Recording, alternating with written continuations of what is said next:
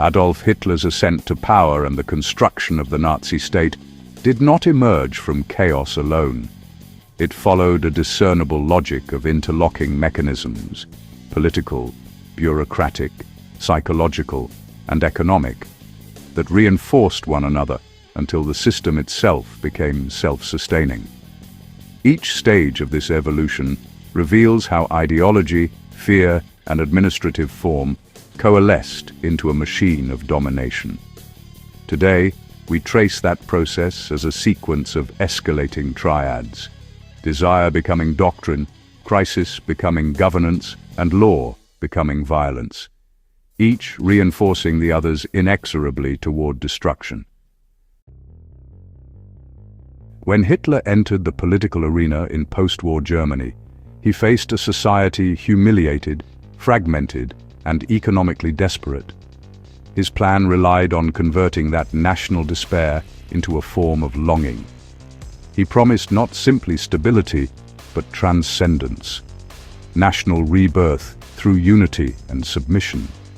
His speeches fused grievance with hope, transforming collective trauma into an eroticized hunger for destiny. This was more than rhetoric. It was systemic capture through emotion. Hitler identified that mass politics could be re-engineered as a transaction. Citizens would exchange individuality for belonging, uncertainty for the illusion of order. Every false promise, peace, renewal, restoration of greatness, became a closed loop of faith. To doubt the leader was to betray the nation. By binding identity to obedience, Hitler transformed lies into instruments of loyalty. This phase established the fundamental logic of the regime: power was not seized, it was desired. The people's yearning for deliverance became the dictator's most effective currency. These early Nazi years were defined not by overt dictatorship, but by administrative revolution. Hitler recognized that the German state, dense with ministries, offices, and committees, could be conquered not by destroying it, but by infecting it. His plan was not direct, but worked like a parasite. He established parallel institutions that mirrored existing bureaucracies: the SS beside the army, the Gestapo beside the police, party liaisons embedded within ministries. These ghost systems, unaccountable yet official in appearance, operated under his direct control. The confusion they generated was intentional. Legal ambiguity became a shield. No one could trace authority, and therefore no one could challenge it. Every reform was framed as modernization or efficiency. Oversight committees were merged, dissolved, or streamlined. Political purges appeared as administrative reorganizations. The civil service, once apolitical, became a mechanism of ideological enforcement. By mastering paperwork, Hitler replaced the visible violence of a coup with the quiet permanence of bureaucratic infiltration. Law was not suspended, it was rewritten by memo.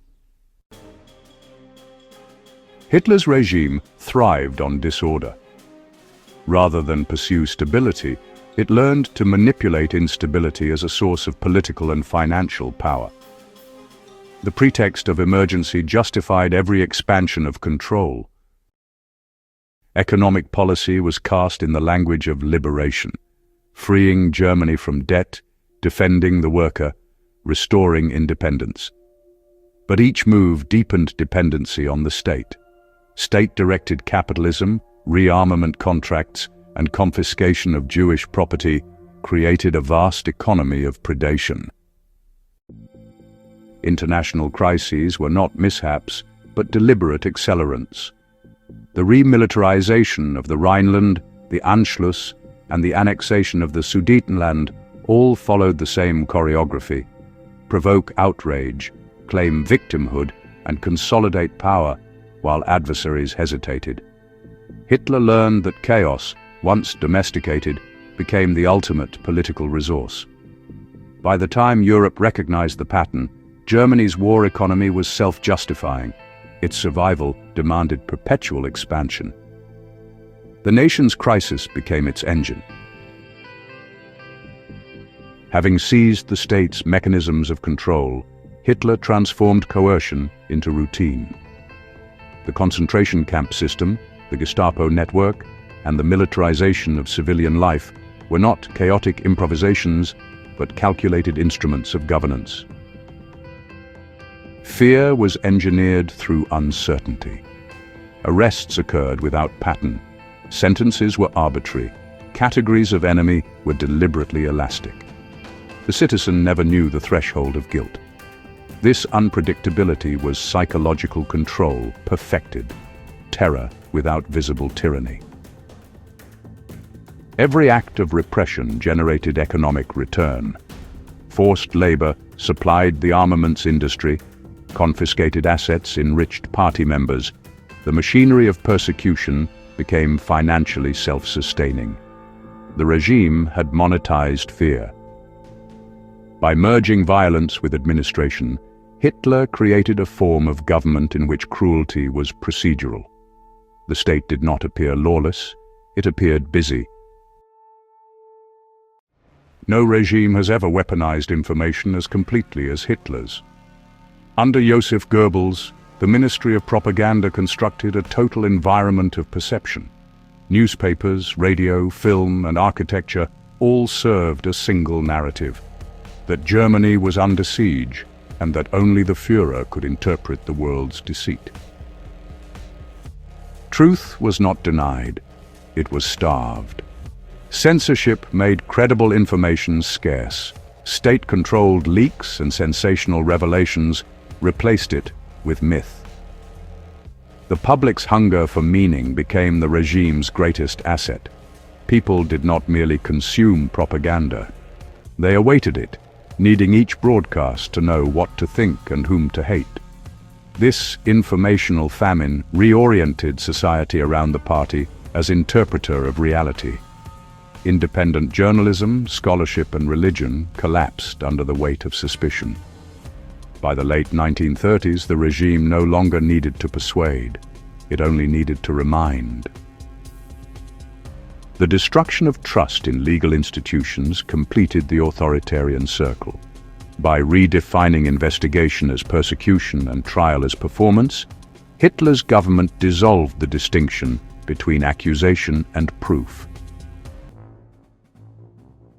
The 1934 Night of the Long Knives provided the template. Mass executions justified as emergency justice.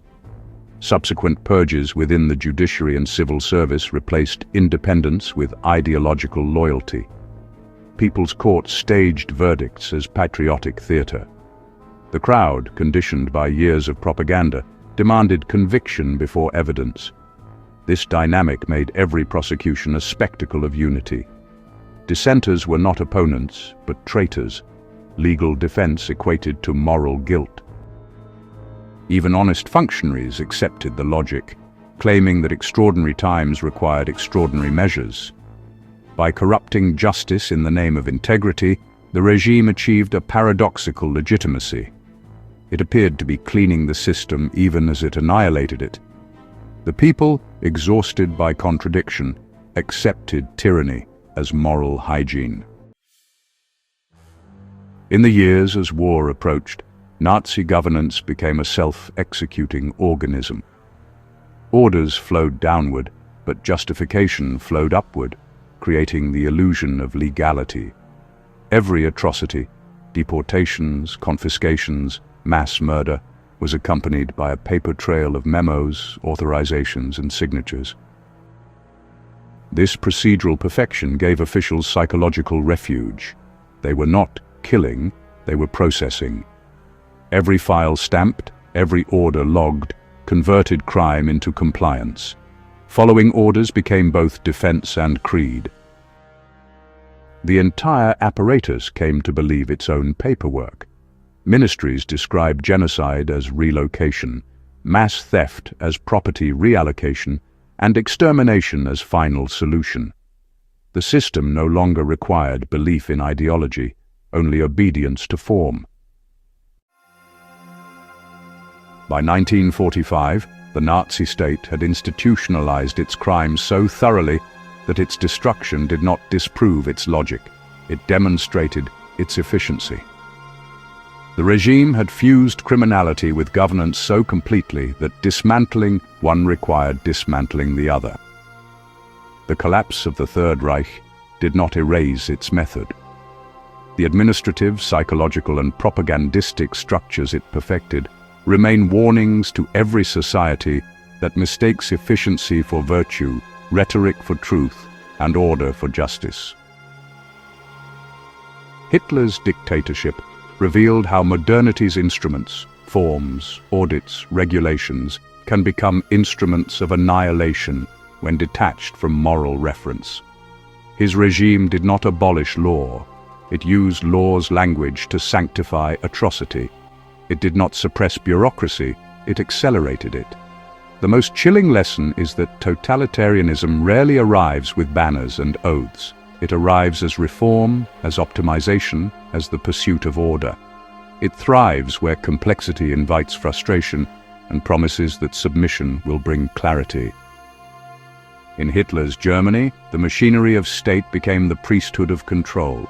Each decree, form, and slogan contributed to a closed circuit of justification.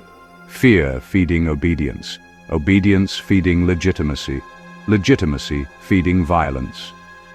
When the system finally consumed itself, it left behind not chaos, but a blueprint.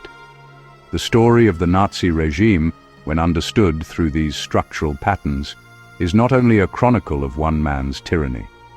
It is a map of how institutions can be seduced, corrupted, and remade to serve power while believing they serve order. Its lesson endures.